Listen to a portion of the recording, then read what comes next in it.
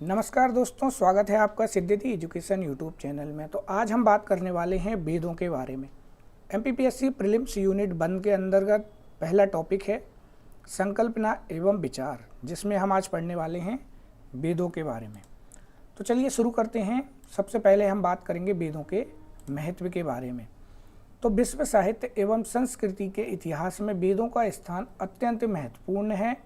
इनकी दृढ़ आधारशिला पर भारतीय संस्कृति एवं सभ्यता का विशाल एवं भव्य भवन प्रतिष्ठित है। ये संसार के प्राचीनतम एवं विशाल ग्रंथ हैं। प्राचीन भारतीय ऋषियों को जो दिव्य अनुभूति हुई वही वेद मंत्रों के रूप में अभिव्यक्त हुई। इन मंत्रों में विभिन्न देवताओं की स्तुतियाँ, ज्ञान विज्ञान, कर्मकांड, दर्शन, आयुर्वेद, वास्तुकला आदि सभी विद्याएं समाविष्ट हैं। भारतीय विचारधारा पर वेदों का व्यापक प्रभाव है। सभी भारतीय दर्शन वेदों से अनुप्रमाणित हैं। वेदों से उच्च कोटि की नैतिक शिक्षा तो मिलती ही है, इनमें श्रेष्ठ मानवीय मूल्यों के दर्शन होते हैं। आधुनिक विज्ञान के प्राचीनतम बीज भी वेदों में उपलब्ध होते हैं। अगला पॉइंट है कि वेद क्या है। वेद शब्द वेद धातु से उत्पन्न है, जिसका अर्थ है ज्ञान, विचार, सत्ता एवं लाभ। ज्ञान का ही दूसरा नाम वेद है। यह वह ज्ञान है जो ब्रह्मांड के विषय में सभी विचारों का स्रोत है, जो सदा अस्तित्व में रहता है और जो सभी कालों में मनुष्य को उपयोगी वस्तुओं की प्राप्ति और उसके उपयोग के उपाय बताता है। मनुष्य के जीवन को शुभ संस्कारों द्वारा सुसंस्कृत करने के लिए ऋषियों द्वारा अनुभूत ज्ञान वेदों में सुरक्षित है। जीवन के लिए आवश्यक ज्ञान वेदों से प्राप्त होता है। अब हम वेदों की उत्पत्ति के बारे में जानते हैं। तो वेद ऋषियों के द्वारा दृष्ट मंत्रों का संग्रह है। यह बहुत विशाल है। प्राचीन भारतीय परंपरा के अनुसार चारों वेद परमेश्वर से प्रकट हुए। अधिकांश देशी तथा विदेशी विद्वानों ने एक मत से कहा है कि वेद अति प्राचीन ग्रंथ हैं। प्रायः इनकी दृष्टि में वेदों की उत्पत्ति का काल ईसा पूर्व 3000 से 1000 वर्ष तक माना गया है। लोकमान्य तिलक ने वेदों को ईसा से 6000 वर्ष पूर्व की रचना माना है। फिर भी यह तथ्य निर्विवाद है कि ऋग्वेद संपूर्ण विश्व साहित्य में प्राचीनतम ग्रंथ है। अब हम बात करते हैं कि वेद कितने हैं। तो वेद 4 हैं। पहला है ऋग्वेद, दूसरा है यजुर्वेद, तीसरा है सामवेद और चौथा है अथर्ववेद। अब इन चारों वेदों को संहिता कहा जाता है। वेद जिसके संकलनकर्ता महर्षि कृष्ण द्वैपायन वेद व्यास को माना जाता है। वेद वसुधैव कुटुंबकम का उपदेश देता है। अब अगला हम बात करते हैं इन चारों वेदों के विषय के बारे में। तो वेदों में मंत्रों का संकलन है। कुछ मंत्र छंदोबद्ध एवं कुछ गद्यात्मक हैं। छंदोबद्ध मंत्रों को ऋक कहते हैं। ऋक को ऋचा भी कहते हैं। जिस वेद में ऋचाओं का संकलन है उसे ऋग्वेद कहा गया है। यही मंत्र जब गेय यानी कि गाए जाने योग्य होते हैं तब उन्हें साम कहा जाता है और सामों के संकलन को सामवेद कहा जाता है।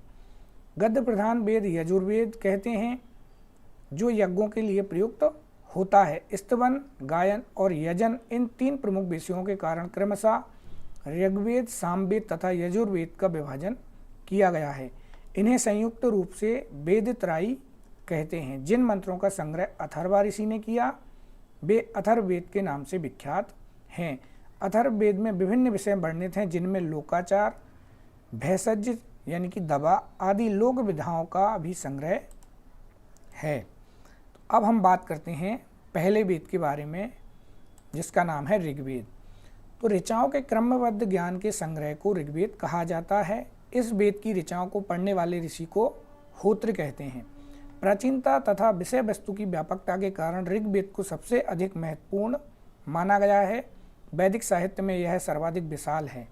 ऋग्वेद का विभाजन 2 क्रमों में किया गया है। पहला क्रम है मंडल क्रम और दूसरा क्रम है अष्टक क्रम। तो मंडल क्रम पहला और दूसरा अष्टक क्रम। तो अब हम मंडल क्रम के बारे में जानते हैं कि यह क्रम सबसे अधिक महत्वपूर्ण है, क्योंकि यह ऐतिहासिक तथा वैज्ञानिक हैं।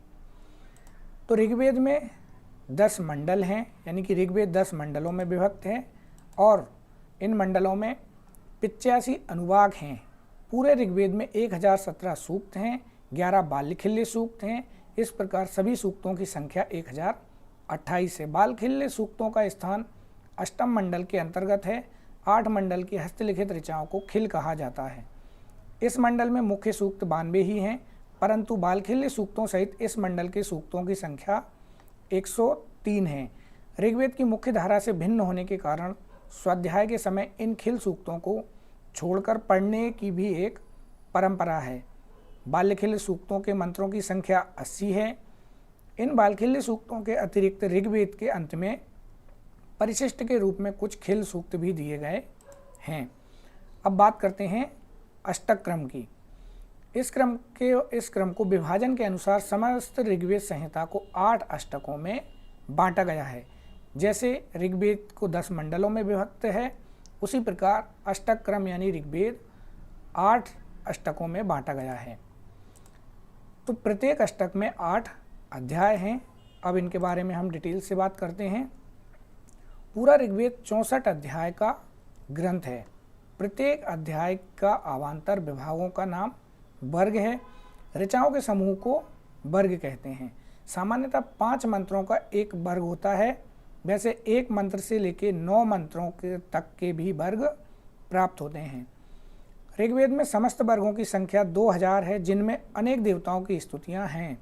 विभिन्न प्राकृतिक शक्तियों के प्रतिरूप ये देवता एक ही परमात्मा के रूपांतर माने जाते हैं। इन देवताओं में 3 देवताओं की अपनी अपनी विशेषताएं हैं, जैसे अग्नि, इंद्र एवं वरुण। उनमें भी अग्नि की प्रधानता देखी जाती है, क्योंकि ऋग्वेद में सबसे अधिक ऋचाएं अग्नि को उद्दिष्ट करके लिखी गई हैं। वृष्टि के प्रदाता इंद्र, विजय आदि का प्रेरक होने के कारण सबसे अधिक ओजस्वी तथा वीर रस प्रधान मंत्रों के द्वारा संस्तुत है।